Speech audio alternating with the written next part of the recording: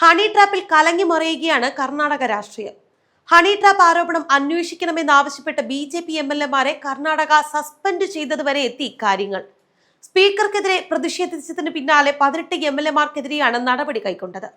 Budget ചർച്ചയുടെ അവസാനമാണ് അപ്രതീക്ഷിത സംഭവവികാസങ്ങൾ നടന്നിരിക്കുന്നത്. സ്പീക്കറുടെ പോഡിയത്തിൽ കയറി പ്രതിഷേധിച്ച 18 BJP MLA-മാരെയാണ് 6 മാസത്തേക്ക് സസ്പെൻഡ് ചെയ്തിരിക്കുന്നത്.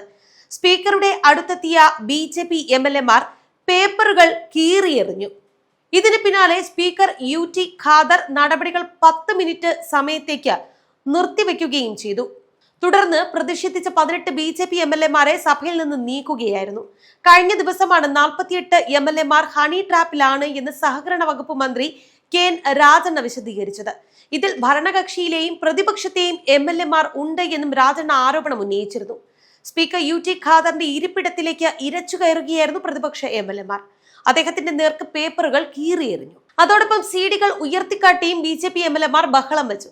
ബജറ്റ് സെഷന്റെ അവസാന ദിവസമായിരുന്നു ഇന്നലെയാണ് നാടകീയ സംഭവങ്ങൾ നടന്നത്.